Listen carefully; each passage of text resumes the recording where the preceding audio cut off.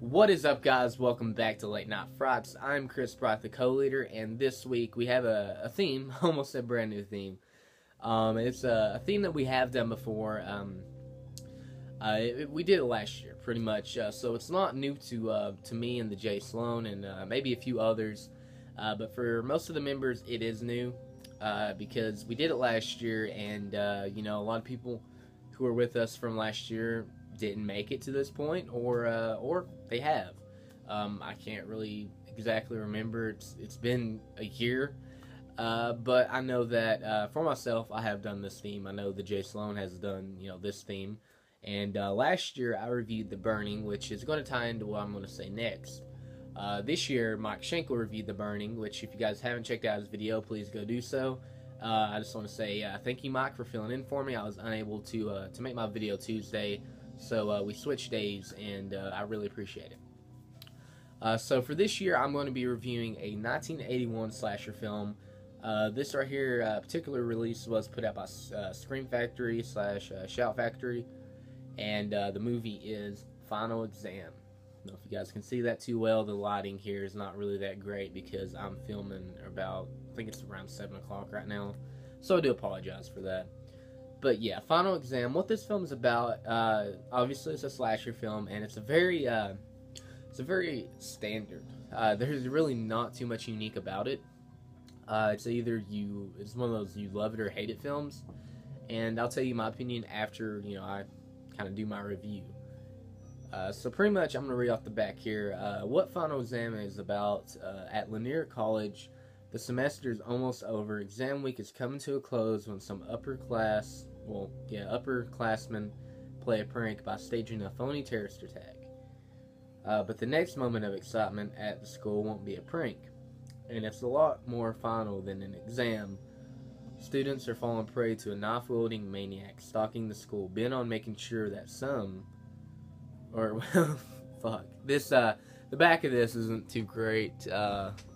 Very cheesy. Bent on making sure that for some, school is out forever. Sorry, I fucked up at the end. I've noticed that a lot of the the back of these, a lot of the kind of like the plot summaries are just so cheesy, and for me they're hard to read because they have so many little pauses. Most people don't talk that way. But what it's about, if you didn't get the full concept on the back, it's pretty much, I think it's in North Carolina at a college called Lanier College. A couple of students, they play this prank, which that ties into the film why they don't call the cops, because they called the sheriff and he was hauling butt to get down there. He sees it's a prank and gets pissed like any sheriff or whatever he was would do. So that kind of ties into why they don't call the police, because the police pretty much give up on them since they played a big joke on them. When I first watched it, I really thought that they were like shooting people, and I was like, damn. So that probably is kind of a spoiler. I do apologize, but it's just right there on the back of it. But yeah, a knife-wielding maniac is stalking some of the students and killing them. I mean, it's straight up, killing them when they're trying to, I think, semester, doing this and that, taking their final exams. I mean, I don't know what else to say. It's fairly simple. It's just about a killer going around campus. Now, what did I think of the acting? I thought the acting was, it was typical. It was standard acting. There are some characters I really do like, and I'll name them off there if I can remember their names. It's been a while since I've seen this. I think the lead girl is Courtney. If it's the one I remember, I kind of liked her character. I thought she was pretty interesting. I liked the character of Radish. I thought he was pretty cool. I don't know, I'm trying to think. I don't know if he was a gay character or not. If he was, that's kind of cool. If not, it don't bother me. I really don't care what his sexual orientation was. I don't know. I think he tried to. I think he liked the character of Courtney. That's the thing. I need to go back and rewatch it because I don't know if he was gay or not. I can't remember. But I think he might have had a thing for the character Courtney, so I'm not for sure. But I did like his character. I did really like Radish. I thought he was really cool. And then there's a character right here. I don't know if you guys can see. He's blonde-headed. He's one of the jocks. He was just funny, if I can remember right. He was just a goofball.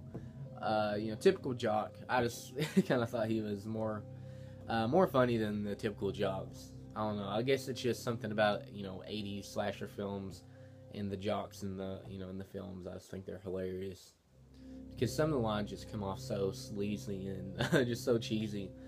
But the kills, I thought the kills they're pretty good. There's nothing like very unique about the kills, but I like the way that they were done. The fashion. It wasn't like the burning. I think the burning has some of the best special effects, but it wasn't bad. I just like the way that they did it. They didn't go too much for blood and gore. They kind of kept it simple. Some of them are decently gory. But others are not. But I thought they rounded out the kills pretty well. The killer, I thought he was alright. I mean, he's not no horror icon, obviously. I like how he didn't have a reason. I think that's kind of cool because when you hear stories on the news about killings, you don't know why. It is kind of cool to have some backstory, some knowledge of the killer. I do admit that.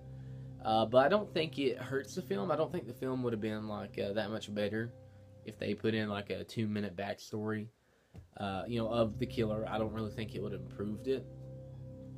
Maybe it would have. I don't know. I kind of like that they didn't really explain anything. That's not that typical for 80s slasher films. To me, the ones that I mostly watch, they show a little bit about the killer and kind of reveal some backstory about them. But again, he's not no horror icon. He's okay. Just trying to think what else to say, guys. It's just nothing. It's not a bad film to me. It's a love it or hate it film.